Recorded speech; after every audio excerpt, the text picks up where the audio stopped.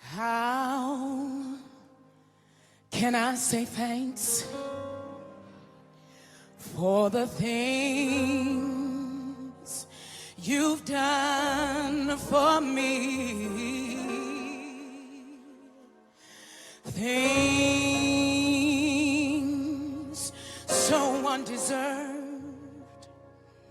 You even came to prove your love for me. The voices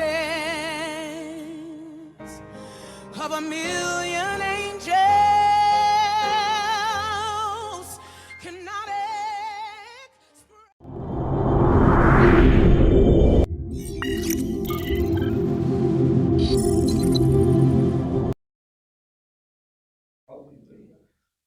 Vamos lá começar mais uma aula, né?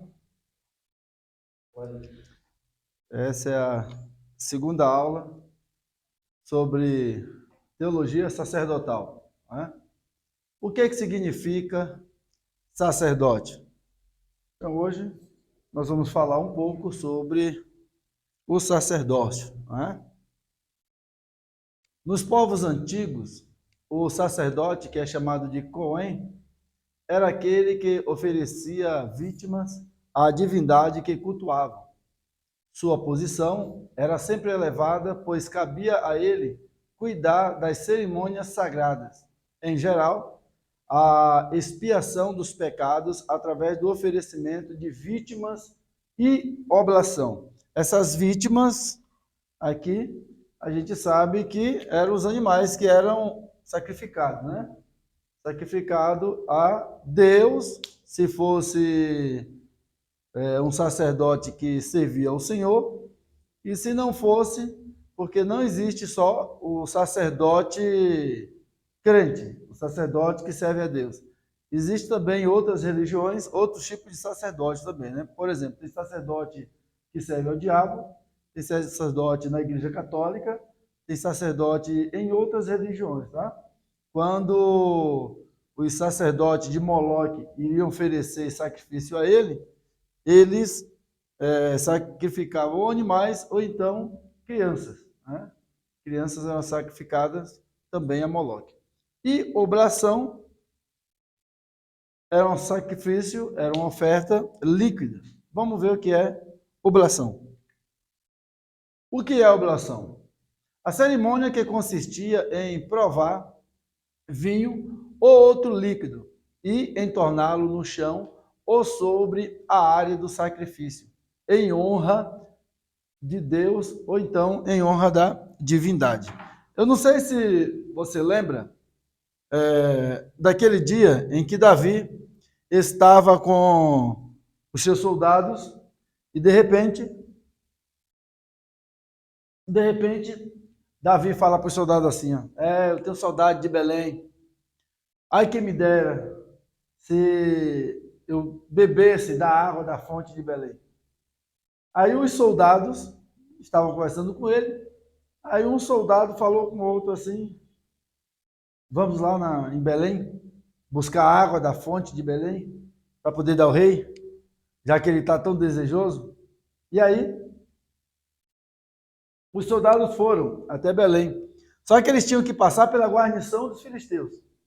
A guarnição é os vigias, para poder ficar bem mais fácil.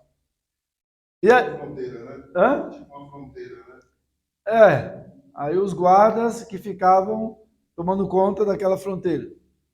E aí eles arriscaram a vida deles para poder ir buscar essa água. Chegaram lá, pegaram a água e trouxeram ao rei Davi. Quer dizer, arriscaram a vida para poder ir buscar e arriscaram a vida para poder trazer. E aí quando eles chegam diante do rei, fala, tá aqui, rei, a água que o senhor tanto desejava, a água da fonte de Belém. Aí Davi pega aquela água. Vocês foram buscar lá? Nós fomos. Vocês arriscaram a vida de vocês para ir buscar e trazer? Sim, senhor, meu senhor. Para poder matar a sua vontade. Aí a Bíblia diz que o rei Davi pergunta, Vocês se arriscaram a ir buscar essa água e também se arriscaram em trazer por causa da guarnição dos filisteus estavam lá. Pois é, meu rei, nós nos arriscamos para poder matar a vontade do Senhor. Aí Davi pega aquela água, Derrama. Meu Deus. derrama água. Se fosse você, o que você faria? Se você fosse um dos soldados? Ah, ficaria indignado, né? Por que você ficaria indignado? Poxa.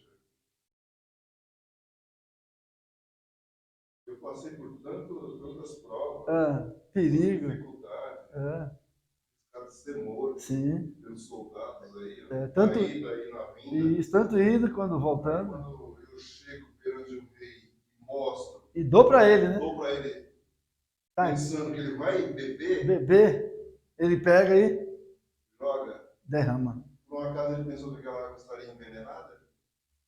Agora vamos ver o porquê que Davi reagiu assim. Quando Davi pergunta a ele se aquela água, eles se arriscaram para ir buscar aquela água, tanto indo quanto voltando, aí Davi pega a água e fala: eu não sou digno de beber essa água. Essa água aqui tem preço de sangue. Eu vou oferecer ao meu Senhor.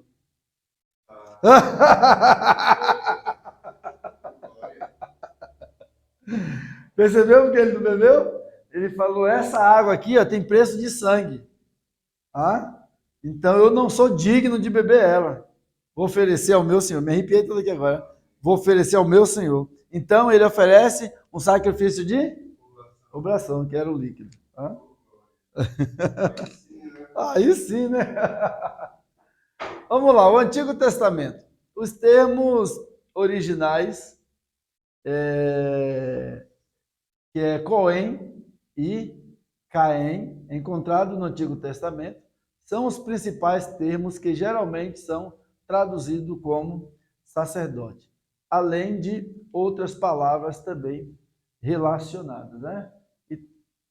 Aí tem todas essas palavras representando o sacerdócio, tem outra forma verbal também apresentando o ser sacerdote, e no sentido de desempenhar a função sacerdotal, os termos utilizados para indicar o principal dos sacerdotes, como por exemplo, Cacoém, né? Gadol, sumo sacerdote, ou então o chamado de Gadol Cohen, né? Junto, esses termos ocorrem pelo menos 775 vezes no Antigo Testamento. É o Gadol Cohen. Gadol Cohen é o sumo sacerdote. Né? E no Novo Testamento encontramos alguns termos também, termos gregos, que se referem aos sacerdotes, sendo eles todos esses termos que vocês estão vendo aí. Ó. Hiereus, que é sacerdote, Axiereu, que é sumo sacerdote, e assim sucessivamente. Tá? E eles ocorrem juntos 165 vezes aproximadamente no Novo Testamento. Os sacerdotes na Bíblia. Então vamos dar uma olhada nos sacerdotes da Bíblia. Essa foto aqui que você está vendo, tem aí no livro, se não me engano, acho que é a página 16 a 17. E são os sacerdotes e o sumo sacerdote. O sumo sacerdote é esse que está sentado aí no meio, aqui. Ó. Esse aqui é o sumo sacerdote e aqui os sacerdotes que estão do lado. Acho que é página 17 a 16. Dá uma olhada aí para ver. Que página, né? 17. 17? Pronto. Isso, é isso aí. Tá? Vamos lá. Esses do lado aqui são os sumos sacerdotes. Não, são sacerdotes. O sumo sacerdote é o do meio. Sacerdote.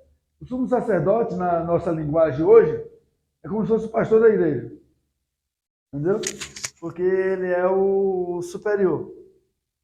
Então, é como se fosse o pastor e os sacerdotes é como se fossem os evangelistas, entendeu? Uma hierarquia abaixo. E o sumo sacerdote seria o presidente. O sumo sacerdote seria o principal. A história é dividida em 3 momentos. Então, vamos ver 3 momentos da história dos sacerdotes e sumos sacerdotes. O primeiro momento é o tempo antes de Moisés e da saída do povo israelita do Egito. nesse tempo, antes de Deus ter dado ao povo uma lei escrita, a Bíblia menciona que já havia sacerdotes, mas com poucos detalhes. Porque Hebreus capítulo 7, verso 1. Porque este Melquisedeque, rei de Salém, sacerdote do Deus Altíssimo, que saiu ao encontro de Abraão, quando voltava da matança dos reis e o abençoou. Então, a Bíblia diz, lá no livro do Gênesis, quando Abraão luta contra os reis, depois que ele vence a batalha, aí aparece lá o Melquisedeque, e a Bíblia diz que Abraão pagou dízimo ao Melquisedeque. Então, para quem não entende de Bíblia, dízimo não é da lei, dízimo é antes da lei. Então, o dízimo aparece antes da lei, aparece na lei e aparece depois da lei. Tá? Então, Hebreus, capítulo 7, verso 1, nos fala isso. Não se sabe muito dos sacerdotes nesse tempo, mas eram religiosos que guiavam o povo na direção do que se sabia. Aí, certamente, por revelações especiais de Deus e da vontade de Deus na época.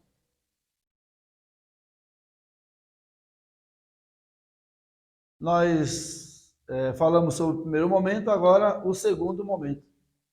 Temos a instituição do cargo de sacerdotes feita por Deus através da lei dada a Moisés. Né? Os primeiros sacerdotes foram Arão e seus filhos. Né? Então, quando o povo sai do Egito e que Deus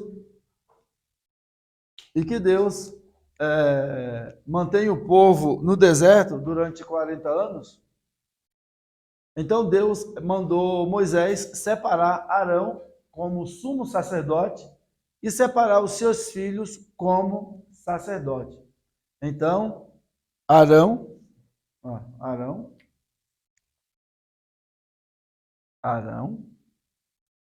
como sumo sacerdote,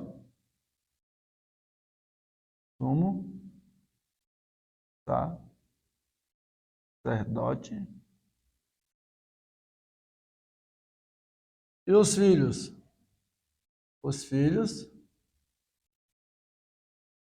como sacerdote. Como sacerdotes. E quais eram esses filhos de Arão?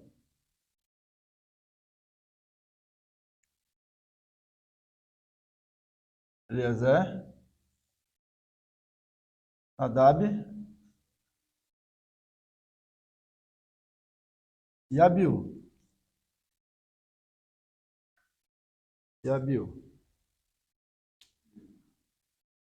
Então, são esses três filhos de Arão que eram os sacerdotes, e Arão como sumo sacerdote. Eliezer, Nadab e Abiú. Então, esses três eram os filhos de Arão que eram sacerdotes. E vocês sabem que esses dois aqui, né, morreram fulminados por oferecer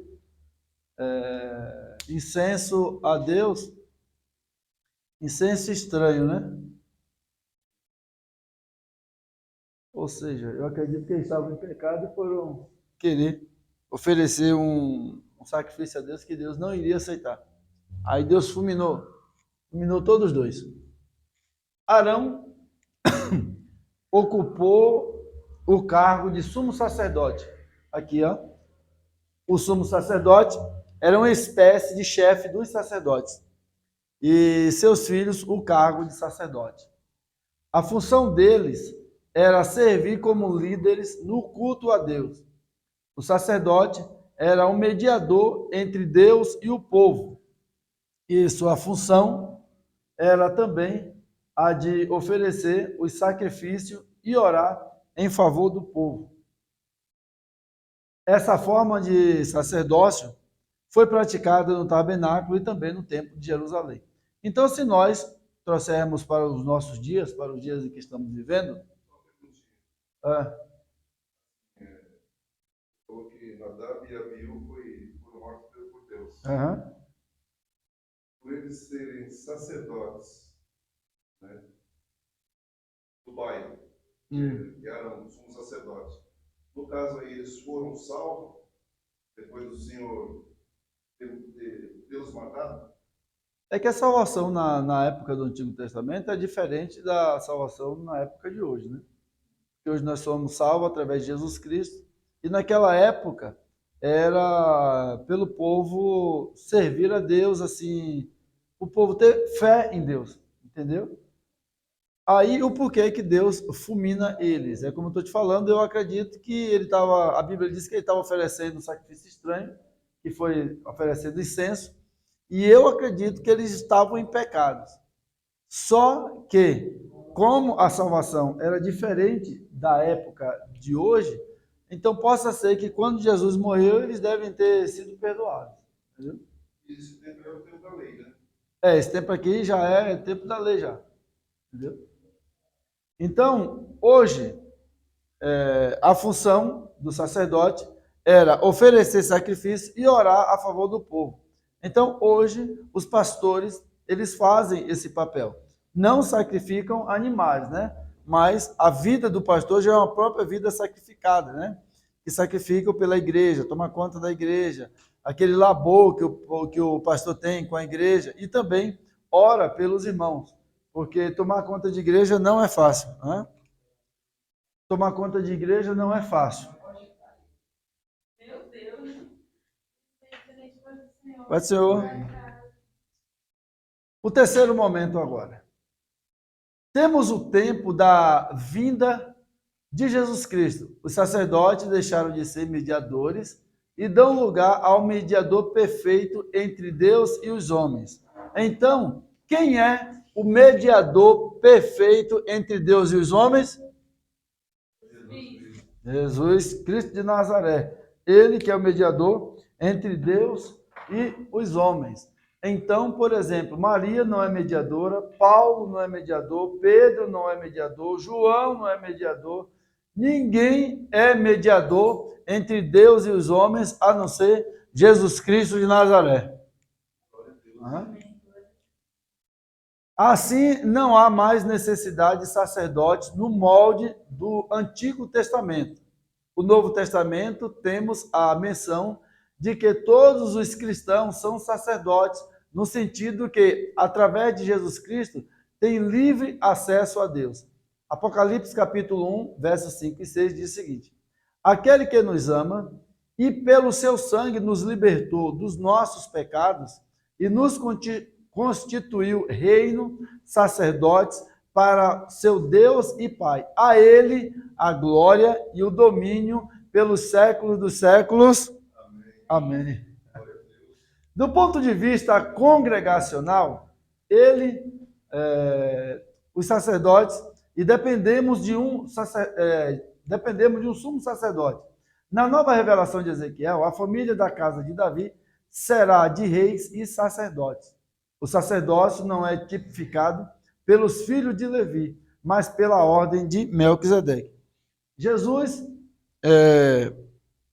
ele não é o sumo sacerdote? Não é? E ele não é sumo sacerdote pela tribo de Levi. Porque Jesus é de que tribo? Jesus é da tribo de Judá. Jesus é da tribo de Judá. Judá. Então, como ele é sumo sacerdote, ele é pela ordem de quem? Pela ordem de quem? Pela ordem de Melquisedeque. Por quê? Porque Jesus não é da tribo de Levi, que era a tribo dos sacerdotes. É da tribo de Judá. E essa tribo de Levi, ela foi a tribo em que Deus separou para o serviço do templo. Ou seja, quando Deus estava separando as tribos, ele pegou e falou para Moisés: Moisés, a tribo de Levi, você não vai separar a terra para eles, porque vai ser uma tribo exclusiva minha. Eles vão trabalhar para mim, tá? Vai ser uma tribo que vai trabalhar exclusivamente no templo. Então, eu que vou manter eles. Eles vão ter tudo mantido por mim. Então, dízimos, ofertas, essas coisas todas, trazia para o templo para poder manter os levitas. Tá? Manter sacerdotes, sumos sacerdotes, tudo isso aí. Levi e levitas tem tudo a ver, né? Hã? Levi e levitas tem tudo a ver, né? Levi é a tribo, né? Os levitas que eram dessa tribo. Assim como Jesus era da tribo de Judá, os sacerdotes, sumos sacerdotes, eram tudo da tribo de Levi. E Jesus é o sumo sacerdote pela ordem de Melquisedeque. Quem é Melquisedeque? É aquele lá que é rei de Salém. Quando falamos sobre os sacerdotes mencionados na Bíblia, é preciso considerar que nem todos os sacerdotes na narrativa bíblica eram hebreus, bem como nem todos os indivíduos que aparecem exercendo sacerdócio serviam no culto ao Deus de Israel. Como eu falei no começo, nem todos os sacerdotes serviam a Deus. E por quê? Porque outras religiões também tinham sacerdotes, né? Religiões que serviam ao diabo, tinha lá o sacerdote de Satanás, religiões hoje, como a Igreja Católica, que tem o sacerdote, né? E assim sucessivamente. Antes, o sacerdócio hebraico ser instituído oficialmente, a Bíblia menciona outros sacerdotes, como o rei Melquisedeque, né? Que era rei de onde? Vocês lembram? Melquisedeque era rei de onde? Salém. Isso, ó, tá afiado, hein? Salém. Hã? Rei de Salém. Que era sacerdote do rei do Deus Altíssimo. Gênesis, capítulo 14, verso de número 18. Os sacerdotes que haviam no Egito. Né? Gênesis, capítulo 41, verso 45, 46, verso 20, 47, verso 22 até o verso de número 26. Esse sacerdote também, que tinha lá no Egito, fazia o trabalho de sacerdócio para os deuses do Egito. Não sei se vocês lembram, quando Deus derramou as 10 pragas no Egito, os sacerdotes apareciam fazendo o sacrifício para ver se a praga ia embora. Mas não adianta, quando Deus faz, outros tentaram copiar milagres. Então, quando Deus faz, meu amigo, não tem quem desfaça. Isaías 43, 13. Ainda antes que houvesse dia, eu sou, né? E não há ninguém que possa escapar das minhas mãos. E operando eu, então o que Deus faz não tem ninguém para impedir. Eu estou falando ninguém. E tinha também os sacerdotes midianitas, né? Êxodo capítulo 2, verso 16, capítulo 3, verso 1 e 18, verso 1. Vai estar tudo no livro também? Não entendi. Esses aqui, eu acredito que estava. Deixa eu dar uma olhada aí. Deixa eu ver aqui a página. Porque tem uns que eu vou pesquisando fora para poder acrescentar para a aula. Mas esse aqui eu acho que tem aqui. Eu peguei, tem aqui a página 18. Página 18. Além disso, as funções sacerdotais são mencionadas na Bíblia desde os tempos da primeira família, ou seja, com Caim e Abel oferecendo ofertas a Deus. Aí, Caim e Abel, eles oferecem a oferta ao Senhor. E onde foi que Caim e Abel aprenderam isso? Aprendeu com o pai, né? Aprendeu com o pai Adão. Que a Bíblia diz que Adão, pelo que a Bíblia relata, eu acho que era mais crente do que eu e vocês. E por quê? Quantos dias você vai para o culto na semana? De segunda a domingo. Quantos dias você vai para o culto? Domingo que eu trabalho. Aline? Domingueiro. Segunda, quarta e domingo. Então, 3 vezes na semana. A Bíblia diz que Deus descia lá no Éden todos os dias para poder Adão prestar um culto a Deus. Então, Adão prestava um culto a Deus quantos dias na semana? Todos os dias. Era mais crente do que a gente, já não é? E tem muitos de nós que só vai para a igreja mesmo tendo a possibilidade. Não trabalha à noite, não estuda à noite e só vai no domingo. E tem uma, e só chega depois das 8. E se o pregador esticar mais um pouquinho, ainda reclama ainda. Ainda reclama. Nós não somos brincadeira não, viu, gente? O pregador, ele prega a palavra. Ah. É correto pastor pregar em cima, Repregar? repregar, Isso é falta de ética, né? Também acho. Isso é falta de ética. falta de ética. É. Quando tem algum pregador lá na igreja e o culto lá termina 9 da noite. Termina às 9. Aí vamos dizer que ele normalmente te dá para o pregador 10 para as 8, 10 para as 8, 5 para as 8, né? Mais ou menos esse horário. Aí vamos dizer que o pregador termina lá de pregar 8h30, eu dou os avisos e termino o culto. Entendeu? Não é o meu, tá? Aí eu dou os avisos e termino o culto. Para que repregar? Falta de ética. Minha Aí eu- esposa está. Vamos lá. É horrível isso. Ele é teu nome. Quer? Pastor Edmundo. Não é uma benção ele, viu? Vamos lá. Mas não tem essa noção, né? Os sacerdotes, segundo a ordem de Melquisedeque, são diferentes. Isso quer dizer que ele nos fez sacerdotes segundo esta ordem, como ele. O objetivo não é ministrar somente hoje, mas na eternidade, como os 24 anciãos, que são sacerdotes representativos desta ordem, pois têm coroas na cabeça e vestes sacerdotais. No dia em que o luzeiro foi expulso do Éden, você sabe quem é o luzeiro? Não? O luzeiro vocês conhecem como... Vocês conhecem como Lúcifer. Então, no dia em que o... Não está aqui, viu? Hã? Então, no dia em que o luzeiro foi expulso do Éden celestial, uma sentença foi lançada sobre ele. E qual foi essa sentença? A sentença foi essa aqui. Ó. Um povo, abre aspas, um povo dentre as mais poderosas das nações te dará o trato que tu mereces. E quem é esse povo? Eis aí a origem e o motivo da criação de quê? Da igreja. Imediatamente após a sua rebelião, Deus proveu o quê? Um povo substituto para o louvor de sua glória. E esse povo é quem? O povo é a igreja. Então hoje, eu e você, nós somos o substituto de alguém que não respeitou o lugar em que tinha. Tá? Deus cria ele como luzeiro e ele se torna o diabo, Satanás, antiga serpente, Ele não respeita, né? tudo mais. E aí, Ou seja, ela tudo completo não é desse celestial.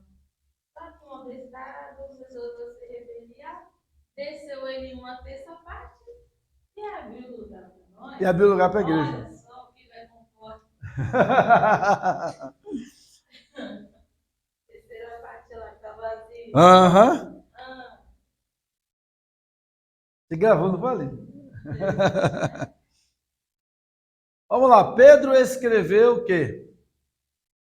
Mas vós, sois a geração eleita, o sacerdócio real, a nação santa, o povo adquirido, para que anuncieis as virtudes daquele que vos chamou das trevas para a sua maravilhosa luz. Então, olha o que Pedro fala que a igreja é, que nós somos. Vós sois o quê? geração eleita. Vós sois o quê? Sacerdócio real. Vós sois o quê? A nação santa. Vós sois o quê? Povo adquirido. Para anunciar as virtudes daquele que vos chamou de onde? Para onde? Para a maravilhosa luz. Ou seja, Deus não nos chamou para a luz, Ele nos chamou para o quê? Para a sua maravilhosa luz. Ou seja, tirou de um lugar onde a gente não enxergava nada, porque nós estávamos nas trevas, e nos trouxe para uma maravilhosa luz. 1 Pedro 2:9.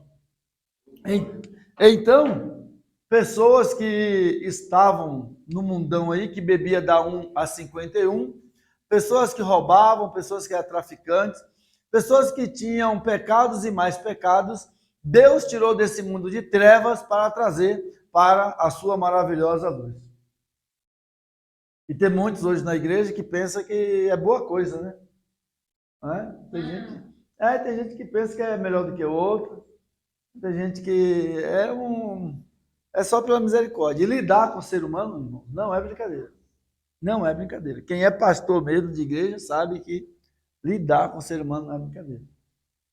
Existem igrejas, assim como a minha e outras aí, que no meio dos jovens, no meio das irmãs, no meio dos músicos, no meio dos obreiros, tem sempre aqueles probleminhas, né? Tem sempre aqueles problemas que a gente olha para um lado, olha para o outro e fala, meu Deus, me dá sabedoria para poder lidar com isso aqui. Porque o povo é muito problemático, né? Não entendi. Você tem que cuidar. Causa um problema, tem que cuidar sem matar. Tem que cuidar para tentar ter o cuidado de não matar ela, né? Porque é difícil, é complicado, né? É ser humano. Ser humano é só por Deus. E tem as fofoquinhas, né? Tem as fofoquinhas, tem os diz que me diz, tudo isso na igreja do Senhor. O sacerdócio de Melquisedeque era o que detinha o direito de uso da tenda de reunião. Primeiro, adoração de qualquer patriarca.